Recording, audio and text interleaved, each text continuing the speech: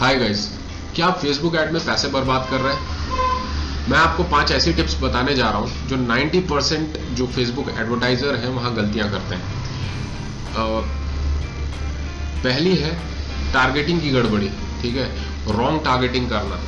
अभी टारगेटिंग आप कर लेते हैं पर आपको पता ही नहीं होता कि वो जो टारगेटिंग है वो करेक्ट है भी कि नहीं। तो इसका सॉल्यूशन ये है कि आप ब्रॉड टारगेटिंग से चालू करें, अपने ऑडियंस को ब्रॉड रहने दें, देन उसको नैरो डाउन करें ग्रेजुअली। ठीक है, जो चीज़ उसमें परफॉर्म कर रही है उसको कंटिन्यू रखें और जो चीज़ परफॉर्म नहीं कर रही है उसको डिसकंटिन्यू करें। ठीक है, नेक्स्ट है आप लुक लाइक ऑडियंस का इस्तेमाल करें। लेट्स से आप एक लीड ऐड चला रहे हैं या सेल्स का ऐड चला रहे हैं या जो भी ऐड चला रहे हैं, आपको जो आपका एंड रिजल्ट है वो मिलता है। लाइक आप लीड जनरेट कर रहे हैं, आपको 100 लीड्स आपने जनरेट की। अभी 100 लीड्स जनरेट करने के बाद उसका आप लुक लाइक ऑडियंस बना लें, तो होगा ये कि फेसबुक ऐसे ऑडियंस को सर्च करेगा जो कि उस क्राइटेरिया पे फिट बैठते हैं। ठीक है, जो जिसके कन्वर्जन होने के चांसेस ज़्यादा हैं। नेक्स्ट है बजट की गलती। ठीक है, बहुत ज़्यादा स्मॉल बजट लगा के आप टेस्ट करते हैं ऐड को, तो लाइक लर्निंग फेज पे उसको जब बहुत ज़्यादा कन्वर्जन्स, लाइक यदि आप लीड ऐड चला रहे हैं तो आपके कुछ लीड्स लर्निंग फेज पे जनरेट होना जरूरी है। ठीक है, एटलीस्ट 50 to 100 लीड्स आपके जनरेट होना, लाइक यदि होते हैं तो फिर आप बाद में उस लुक लाइक ऑडियंस भी आप क्रिएट कर पाएंगे। ठीक है, लेकिन लेट्स से आप बहुत ही कम बजट लगा के अपने ऐड टेस्ट कर रहे हैं तो होगा क्या, रिजल्ट ही नहीं मिलेगा। और जब रिजल्ट ही नहीं मिलेगा तो फिर लिमिटेड बजट या लिमिटेड लर्निंग उस पर शो करेगा। ठीक है, आप लर्निंग फेज से बाहर ही नहीं आ पाएंगे। ठीक है, आप लर्निंग फेज से बाहर ही नहीं आ पाएंगे। तो बेटर है कि हर एक एड सेट पे, या आप छोटा कैंपेन है आपका तो एक एड पे कम से कम 1500 से 2000 डेली का बजट लगा के टेस्ट करें और उसको एटलीस्ट लर्निंग फेज से बाहर आने दें।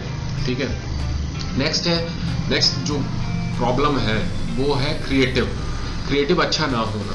ठीक है, क्रिएटिव आप कैनवा पे बनाएं, फोटोशॉप पे बनाएं या कोई भी टूल इस्तेमाल करें, बट क्रिएटिव ऐसा होना चाहिए कि नज़र उस पर ठहरे और उसका जो पहला मैसेज है वो आपके कस्टमर के जो भी रेलिवेंट, आप जिसको भी टारगेट कर रहे हैं उसके पेन पॉइंट पे बात करें, वहाँ रुक जाए वो। ठीक है, और वहाँ रुक के उसको एक तो क्यूरियोसिटी हो कि भाई इस प्रॉब्लम का सॉल्यूशन क्या है, देन वो आपके ऐड को देखे। ठीक है, और उसके बाद आपने पेन पॉइंट पे बात की, आपने प्रॉब्लम्स पे बात की अपने कस्टमर के, अभी उसको यदि सॉल्यूशन चाहिए then he has to take the next action. ठीक है, अभी या तो वो लीड फॉर्म सबमिट करेगा या तो आपको जो भी आपने फॉर्मेट बनाया है अपने ऐड का वहाँ वो लैंड करेगा। ठीक है, नेक्स्ट है गलत मैट्रिक्स पे फोकस करना। ठीक है, जनरली हम ऐड चलाते हैं तो कुछ लोग क्या है, रीच और शेयर के चक्कर पे फंस जाते हैं, पर ये नहीं, ये आपको रियल रिजल्ट लाके नहीं देंगे। आपको रियल रिजल्ट क्या लाके देगा, आपने ऐड पे कितना स्पेंड किया और उसका रिटर्न कितना आया, तो रिटर्न ऑन ऐड स्पेंड। ठीक है, इस पे आप फोकस करें। नेक्स्ट है आपका कस्टमर एक्विजिशन कॉस्ट।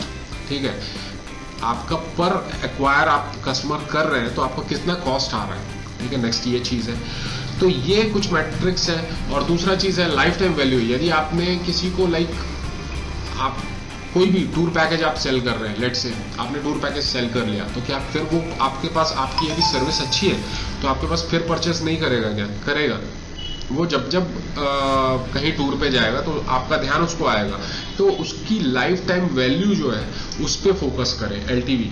ठीक है, ना ही सिर्फ शॉर्ट टर्म सेलिंग पे फोकस करें, बल्कि एक लॉन्ग टर्म रिलेशनशिप बिल्डअप करें अपने क्लाइंट के साथ। ठीक है, नेक्स्ट है आप ऐड तो क्रिएट करते हैं पर ऐड को टेस्ट नहीं करते। ठीक है, अभी आपने एक ऐड क्रिएट किया, आपने एक कैंपेन क्रिएट किया जिसमें आपने मल्टीपल डायमेंशन एक कैंपेन पे आपने डाल दिए, एक ऐड सेट पे डाल दिए। अभी आप उसको टेस्ट नहीं कर रहे हो साल भर तक। ठीक है, वो आपको ऐड रिजल्ट दे रहा है बट आप उसको टेस्ट नहीं कर रहे, आप उसको ऑप्टिमाइज नहीं कर रहे हैं, आप उसकी A/B टेस्टिंग नहीं कर रहे हैं, तो आपको पता ही नहीं चलेगा। आप उसमें बहुत सारे डायमेंशंस हैं, बहुत सारे आपने डिटेल टारगेटिंग करके रखे हैं, बहुत सारे एज ग्रुप हैं, बहुत सारी चीज़ें हैं। तो अभी आप जब टेस्टिंग नहीं करोगे ना तो आपको पता ही नहीं चल पाएगा कि उन सब चीज़ों में क्या परफॉर्म कर रहा है और क्या परफॉर्म नहीं कर रहा है। ठीक है। तो बेटर है कि ऐड को हम टाइमली टेस्ट करते जाएं और उसमें जो चीज़ परफॉर्म कर रही है उसको कंटिन्यू रखें, जो चीज़ परफॉर्म नहीं कर रही है उसको डिसकंटिन्यू रखें। बट इसमें जो एक डिक्लेमर रख लेना चाहिए कि एक बार में एक ही चीज़ टेस्ट करें। आप मान लीजिए 4-5 चीज़ें एक साथ टेस्ट कर रहे हो तो आप डिसाइड नहीं कर पाओगे ना क्या चीज़ आपका कन्वर्जन ज़्यादा दे रही है, क्या चीज़ ज़्यादा लीड लेके आ रही है, क्या चीज़ ज़्यादा सेल्स बढ़ा रही है, आप डिसाइड नहीं कर पाओगे। तो बेटर है कि एक आप यदि क्रिएटिव टेस्ट कर रहे हैं तो क्रिएटिव ही टेस्ट करें, ठीक है। मैसेजिंग टेस्ट कर रहे हैं तो मैसेजिंग टेस्ट करें और उसके बाद जो विनिंग ऐड है उसको कंटिन्यू रखें, जो लूजिंग ऐड है उसको डिसकंटिन्यू करें, ठीक है। सिंपल है। नेक्स्ट है, कोई भी डिसीजन आप लेते हैं for A/B testing, for optimizing your ad, बिना डेटा के ना लें। डेटा आपके पास होना चाहिए, एक टेबुलर फॉर्म पे आपको एनालाइज करने के लिए डेटा होना चाहिए। मतलब तुक्के पे कुछ भी चीज़ नहीं होता, आपको डेटा देख के ही डिसाइड करना है, ठीक है। और इसका इन सारी गलतियों का सॉल्यूशन यही है कि शुरुआत में आपका जो ऐड आप जब क्रिएट करते हैं तो वो लर्निंग फेज पे होता है। वो देख रहा होता है कि भाई इन्होंने जो मुझे ऑब्जेक्टिव दिया है उससे रेलेवेंट कौन कन्वर्ट होता है और कौन सही ऑडियंस है, ठीक है। तो लर्निंग फेज पे एक अच्छा बजट लगाएं, ठीक है।